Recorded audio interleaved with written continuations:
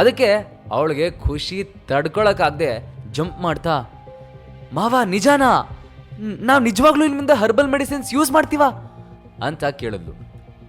ಭಾನು ಪ್ರತಾಪ್ ಅದಕ್ಕೆ ಹೌದು ಅಂತ ತಲೆ ಆಡಿಸ್ತಾ, ಆದರೆ ನಾವಿದನ್ನ ಸೀಕ್ರೆಟ್ ಆಗಿ ಇಡಲೇಬೇಕು. ಈ ವಿಷಯದಲ್ಲಿ ನಾನು ಯಾವುದೇ ಕಾರಣಕ್ಕೂ ಕಾಂಪ್ರಮೈಸ್ ಆಗಲ್ಲ. ಯಾರಾದರೂ ಈ ವಿಷಯನ ಹೊರಗಡೆ ಲೀಕ್ ಮಾಡಿದ್ರೆ ನಾನು ಅವ್ರನ್ನ ಸುಮ್ಮನೆ ಬಿಡಲ್ಲ. ವಿಷಯ ಏನಂದರೆ, ನಾವು ಈ ಹರ್ಬಲ್ ಮೆಡಿಸಿನ್ ಪಡೆಯೋದಕ್ಕೆ ವಾಪಸ್ ಪಿರಮಿಡ್ಗೆ ಜಾಯ್ನ್ ಆಗ್ತಾ ಇದ್ದೀವಿ ಅಂತ ಹೇಳಿದ್ರು. ಇದನ್ನು ಕೇಳಿ entire room pin drop silent ಆಯಿತು. ಭಾನು ಪ್ರತಾಪ್ ಮಾತು ಕೇಳಿ ಮನೆಯವರೆಲ್ಲ ಸ್ಟನ್ ಆಗಿದ್ರು. ನಾನು ಇದ್ರ ಬಗ್ಗೆ ತುಂಬ ಯೋಚನೆ ಮಾಡಿದ್ದೀನಿ. ಆದರೆ ನಮ್ಮ ಹತ್ರ ಈಗ ಪಿರಮಿಡ್ಗೆ ಜಾಯ್ನ್ ಆಗೋದನ್ನ ಬಿಟ್ಟು ಬೇರೆ ದಾರಿ ಇಲ್ಲ. ನಮ್ಮ ಫ್ಯಾಮ್ಲಿ ಈಗ ಸರ್ವೈವ್ ಆಗಬೇಕು ಅಂದರೆ ನಮ್ಮನ್ನು ನಾವು ಟ್ರೈನ್ ಮಾಡಲೇಬೇಕು. ಅದಕ್ಕೇನಿದ್ರು ಪಿರಮಿಡ್ಡಲ್ಲಿ ಮಾತ್ರ ಅವಕಾಶ ಇದೆ ಅಂತ ಹೇಳಿದ್ರು. ಪ್ರತಿಮಾ ಅದನ್ನು ಕೇಳಿ ಸಿಡುಕ್ತಾ, ಅಲ್ಲ ಇದರಲ್ಲಿ ಯೋಚನೆ ಮಾಡೋವಂಥದ್ದು ಏನಿದೆ ಅಂತ. ಮಾವ ನಮ್ಮ ಫ್ಯಾಮ್ಲಿ ಹೆಡ್ಡು, ಅವ್ರು ಹೇಳಿದ್ಮೇಲೆ ಮುಗೀತು, ಬೇರೆ ಥಿಂಕ್ ಮಾಡೋದೇ ಇಲ್ಲ, ಸುಮ್ಮನೆ ಅವ್ರು ಹೇಳೋದನ್ನ ಕೇಳಿ ಅಂತ ತಾಕೀತು ಮಾಡಿದ್ಲು. ಅವಳ ಕಣ್ಮುಂದೆ ಈಗ ಲೈಫ್ ಲಾಂಗ್ ಯಂಗ್ ಆಗಿರೋದಕ್ಕೆ ಹೆಲ್ಪ್ ಮಾಡೋ ಟ್ಯಾಬ್ಲೆಟ್ಸೇ ಬರ್ತಾ ಇದ್ವು. ಅವಳು ಅವುಗಳನ್ನ ಯಾವಾಗ ತಗೋತೀನೋ ಅಂತ ಕಾತರದಿಂದ ಕಾಯ್ತಾ ನಿಂತಿದ್ಲು. ಅವಳ ಮಾತಿಗೆ ಧೀರಜ್ ಕೂಡ ಸಪೋರ್ಟ್ ಮಾಡ್ತಾ, ಪ್ರತಿಮಾ ಹೇಳ್ತಿರೋದು ಸರಿಯಾಗಿದೆ, ನಾವೀಗ ಅಪ್ಪನ ಸಪೋರ್ಟ್ ಮಾಡೋದಕ್ಕೆ ಒಟ್ಟಾಗಿ ನಿಲ್ಲೇಬೇಕು. ನಮ್ಮ ಮಧ್ಯೆ ಯಾವುದೇ ರೀತಿ ಸೆಕೆಂಡ್ ಥಾಟ್ಸ್ ಇರಬಾರ್ದು ಅಂತಂದರು. ಅಷ್ಟರಲ್ಲಿ ತುಷಾರ್ ಮುಷ್ಟಿ ಬಿಗಿ ಹಿಡಿತಾ ಸಿಟ್ಟಲ್ಲಿ, ತಾತ ಅದೇನು ಮಾಡಬೇಕು ಅಂತ ಹೇಳಿ, ನೀವೇನೇ ಮಾಡೋದಕ್ಕೆ ಹೇಳಿದ್ರು ನಾನು ಅದಕ್ಕೆ ತಯಾರಾಗ್ತೀನಿ. ನಮಗೀಗ ಅಟ್ ಎನಿ ಕಾಸ್ಟ್ ಮೊದಲಿಗಿಂತ ಸ್ಟ್ರಾಂಗ್ ಆಗಲೇಬೇಕು ಅಷ್ಟೇ ಅಂತ ಹೇಳ್ದ. ಹಾಗಿದ್ರೆ ಡಿಸೈಡ್ ಆಯಿತು, ನಾವೆಲ್ಲ ಪಿರಮಿಡ್ಗೆ ಜಾಯ್ನ್ ಆಗ್ತಾ ಇದ್ದೀವಿ. ಆದರೆ ಒಂದು ವಿಷಯ ಮಾತ್ರ ನೆನ್ಪಿಟ್ಕೊಳ್ಳಿ, ಇದನ್ಯಾರೂ ಹೊರಗಡೆ ಹೇಳ್ಕೊಳ್ಳೋ ಹಾಗಿಲ್ಲ. ಈ ವಿಷಯ ನಮ್ಮ ಮಧ್ಯೆ ಮಾತ್ರ ಇರಬೇಕು ಅಂತ ವಾರ್ನ್ ಮಾಡಿ ಎಲ್ರಿಗೂ ತಮ್ಮ ಕೆಲಸಕ್ಕೆ ಹೋಗೋದಕ್ಕೆ ಹೇಳಿದ್ರು. ನಂತರ ಭಾನು ಪ್ರತಾಪ್ ಮೊಬೈಲ್ನ ಹೊರಗೆ ತೆಗೆದು ಡೇವಿಡ್ಗೆ ಕಾಲ್ ಮಾಡಿದರು.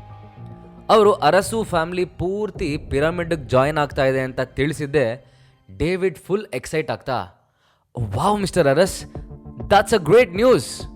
ಐ ಪ್ರಾಮಿಸ್, ನೀವು ಯಾವತ್ತೂ ಈ ಡಿಸಿಷನ್ ತೊಗೊಂಡಿದ್ದಕ್ಕೆ ರಿಗ್ರೆಟ್ ಮಾಡಲ್ಲ. ನಾನು ನಾಳೆನೇ ಅಲ್ಲಿಗೆ ಬರ್ತಾ ಇದ್ದೀನಿ ಅಂತ ಹೇಳಿ ಕಾಲ್ ಕಟ್ ಮಾಡಿದ್ರು. ಇಷ್ಟೆಲ್ಲ ನಡಿಬೇಕಾದ್ರೆ ಅಮೋಘ್ ಆಗ್ತಾನೆ ಪ್ರೊಫೆಸರ್ ಮಹಿಮಾ ಜೊತೆ ಗ್ರೀನ್ಲ್ಯಾಂಡ್ ಹೋಟೆಲ್ ರೀಚ್ ಆದ. ಅಲ್ಲಿ ಆಲ್ರೆಡಿ ಆನಂದ್ ಜೊತೆ ಉಳಿದ ಕ್ಲಾಸ್ಮೇಟ್ಸ್ ಎಲ್ಲರೂ ಹೋಟೆಲ್ ಲಾಬಿಲಿ ನಿಂತ್ಕೊಂಡಿದ್ರು. ಎಲ್ಲರೂ ಬಂದಿದ್ದೆ ಆನಂದ್ ಫ್ರಂಟ್ ಡೆಸ್ಕ್ ಹತ್ರ ಹೋಗಿ ಸ್ಟೈಲ್ ಆಗಿ, ಎಕ್ಸ್ಕ್ಯೂಸ್ ಮೀ, ನಮಗೆ ನಿಮ್ಮ ಹೋಟೆಲ್ನ ಲಾರ್ಜೆಸ್ಟ್ ಪ್ರೈವೇಟ್ ರೂಮ್ ಬೇಕು ಅಂತ ಹೇಳ್ದ. ಆನಂದ್ ಮಾತು ಕೇಳಿ ಹೋಟೆಲ್ ಸ್ಟಾಫ್ ಒಂದ್ಸಲ ಎಲ್ಲರ ಕಡೆ ಕಣ್ಣಾಡಿಸ್ದ. ಅವರೆಲ್ಲ ಏನಿಲ್ಲ ಅಂದರೂ ಸುಮಾರು 70 ಜನ ಇದ್ರು. ಅಷ್ಟೊಂದು ಜನಕ್ಕೆ ಪ್ರೈವೇಟ್ ರೂಮ್ ಅಂದರೆ ಅದು VIP ರೂಮ್ ಮಾತ್ರ ಆಗಿತ್ತು. ಅದು ಕೂಡ ಹೋಟೆಲ್ನ ಟಾಪ್ ಫ್ಲೋರಲ್ಲಿರೋ most expensive room. Hotel staff polite ಆಗಿ, ಗುಡ್ ಈವ್ನಿಂಗ್ ಸರ್, ನಮ್ಮ ಲಾರ್ಜೆಸ್ಟ್ ಪ್ರೈವೇಟ್ ರೂಮ್ ಅಂದರೆ ಅದು VIP ರೂಮ್. ಪ್ಲೀಸ್ ನಿಮ್ಮ VIP ಮೆಂಬರ್ಶಿಪ್ ಕಾರ್ಡ್ ತೋರಿಸಿ, ನಂತರ ನಾವು ನಿಮಗೋಸ್ಕರ ರೂಮ್ ರೆಡಿ ಮಾಡಿಕೊಡ್ತೀವಿ ಅಂತ ಹೇಳ್ದ. ಅದಕ್ಕೆ ಆನಂದ್ ಕಾನ್ಫಿಡೆಂಟ್ ಆಗಿ, ಇದ್ಯಾವ ರೀತಿ ರೂಲ್, ನನ್ನ ಹತ್ರ ಮೆಂಬರ್ಶಿಪ್ ಕಾರ್ಡ್ ಎಲ್ಲ ಇಲ್ಲ, ನಾನು ಬೆಂಗಳೂರವನೂ ಅಲ್ಲ, ನಾನು ಹೈದರಾಬಾದಿಂದ ಬಂದಿದ್ದೀನಿ. ಸೊ ನಮಗಿವತ್ತು ಒಂದು ದೊಡ್ಡ ಪ್ರೈವೇಟ್ ರೂಮ್ ಕೊಡಿ, ಅದಕ್ಕೆ ಎಷ್ಟೇ ಕಾಸ್ಟ್ ಆದರೂ ಪರವಾಗಿಲ್ಲ, ನಾನು ಪೇ ಮಾಡ್ತೀನಿ ಅಂತ ಹೇಳ್ದ. ಹೋಟೆಲ್ ಸ್ಟಾಫ್ ಅದಕ್ಕೆ ಅಪಾಲಜೆಟಿಕ್ ಆಗಿ, I am sorry sir, VIP membership card ಇಲ್ಲದೆ ನಾವು ಆ ರೂಮ್ನ ಓಪನ್ ಮಾಡೋದಕ್ಕೆ ಬರೋದಿಲ್ಲ ಅಂತ ಹೇಳ್ದ. ಓಕೆ, ಹಾಗಿದ್ರೆ ನಾನು ಈಗಲೇ ಆ ಮೆಂಬರ್ಶಿಪ್ ಕಾರ್ಡ್ಗೆ ಅಪ್ಲೈ ಮಾಡ್ಬೋದಾ ಆನಂದ್ ಕೇಳ್ದ. ಐ ಆಮ್ ಸಾರಿ ಸರ್, ಈ ದೊಡ್ಡ ಪ್ರೈವೇಟ್ ರೂಮ್ ಇರೋದು ನಮ್ಮ ಮೋಸ್ಟ್ ಎಕ್ಸ್ಕ್ಲೂಸಿವ್ ಮೆಂಬರ್ಸಿಗೆ ಮಾತ್ರ. ಸೊ VIP ಮೆಂಬರ್ಶಿಪ್ ಕಾರ್ಡ್ ಬೇಕು ಅಂದರೆ ಅದಕ್ಕೆ ನಮ್ಮ ಓನರ್ ಇರಲೇಬೇಕು. ಇವತ್ತು ನಮ್ಮ ಬಾಸ್ ಮಿಸ್ಟರ್ ದೇಸಾಯಿ ಹೋಟೆಲಿಗೆ ಬಂದಿಲ್ಲ, ಸೊ ನೀವು ಅಪ್ಲೈ ಮಾಡೋದಕ್ಕಾಗಲ್ಲ. ಬೇಕಿದ್ರೆ ನೀವು ಬೇಸಿಕ್ ಮೆಂಬರ್ಶಿಪ್ ಕಾರ್ಡ್ಗೆ ಅಪ್ಲೈ ಮಾಡ್ಬೋದು, ಅದರ ಅಪ್ಲಿಕೇಶನ್ ಫೀಸ್ 1,00,000. ಹೋಟೆಲ್ ಸ್ಟಾಫ್ ದೊಡ್ಡದಾಗಿ ಸ್ಮೈಲ್ ಮಾಡ್ತಾ ಹೇಳ್ದ. ಅವ್ರ ಮಾತು ಕೇಳಿ ಆನಂದ್ ಎದೆ ಒಡೆದಂಗಾಯ್ತು. ವಾಟ್, ಜಸ್ಟ್ ಬೇಸಿಕ್ ಮೆಂಬರ್ಶಿಪ್ಗೆ 1,00,000ನಾ? ಇದೇನು ದರೋಡೆ ಮಾಡ್ತಾ ಇದ್ದೀರಾ ನೀವು? ಆನಂದ್ ಕಂಪ್ಲೇಂಟ್ ಮಾಡ್ದ. ಐ ಆಮ್ ಸಾರಿ, ಆದರೆ ನಾವೀಗ ಏನೂ ಮಾಡೋದಕ್ಕಾಗಲ್ಲ.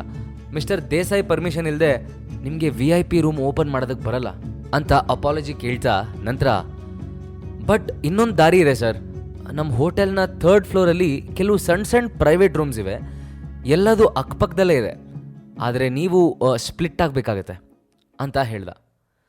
ನೋ ಹೋದರೆ ಎಲ್ಲರೂ ಒಟ್ಟಿಗೆ ಹೋಗ್ತೀವಿ, ಇಲ್ಲ ಅಂದರೆ ಹೋಗೋದೇ ಇಲ್ಲ, ಈ ಪ್ಲ್ಯಾನೇ ಕ್ಯಾನ್ಸಲ್ ಮಾಡೋಣ ಆನಂದ್ ಗಿವ್ ಅಪ್ ಮಾಡೋ ಟೋನಲ್ಲಿ ಹೇಳ್ದ. ಅಷ್ಟರಲ್ಲಿ ಅಲ್ಲಿಗೆ ಅಮೋಘ್ ನಡ್ಕೊಂಬಂದ.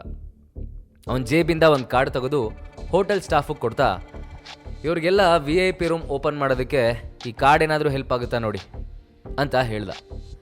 ಅದನ್ನು ನೋಡಿ ಆನಂದ್ಗೆ ಇರಿಟೇಟ್ ಆಯಿತು. ಅವನು, ಅಮೋಘ್, ನಿಂಗೇನು ತಲೆಗಿಲೆ ಕೆಟ್ಟಿದ್ಯಾ? ಇದು ಗ್ರೀನ್ ಲ್ಯಾಂಡ್ ಹೋಟೆಲ್, ಅದು ಅಂತಿಂಥ ಹೋಟೆಲ್ ಅಲ್ಲ, 7 ಸ್ಟಾರ್ ಹೋಟೆಲ್ ಇದು. ಇಲ್ಲಿ ನಿನ್ನ ಬಸ್ ಪಾಸ್ ಎಲ್ಲ ಯೂಸಿಗೆ ಬರೋದಿಲ್ಲ, ಸುಮ್ಮನೆ ಅದನ್ನು ನಿನ್ನ ಹತ್ರನೇ ಇಟ್ಕೋ, ಇಲ್ಲಾಂದರೆ ನಿನ್ನ ಜೊತೆ ನಮ್ಮ ಮರ್ಯಾದೆನೂ ಹೋಗುತ್ತೆ ಅಂತ ಬೈದ. ಆ ಸ್ಟಾಫ್ ಅಮೋಘನ್ನ ಶಾಕಲ್ಲಿ ನೋಡ್ತಾ, ಸರ್ ಈ ಕಾರ್ಡ್ ನಿಜವಾಗ್ಲೂ ನಿಮ್ದೇನಾ ಅಂತ ಕೇಳ್ದ. ಅಮೋಘ್ ಅದನ್ನು ಕೇಳಿ ಹುಬ್ಬು ಹಾರಿಸ್ತಾ, ವಾಟ್ಸ್ ರಾಂಗ್? ಈ ಕಾರ್ಡನ್ನು ನನಗೆ ಖುದ್ದು ನಿಮ್ಮ ಬಾಸ್ ಮಿಸ್ಟರ್ ದೇಸಾಯಿ ಅವರೇ ಕೊಟ್ಟಿರೋದು, ಈಸ್ ದೇರ್ ಎನಿ ಪ್ರಾಬ್ಲಮ್ ಅಂತ ಕೇಳ್ದ.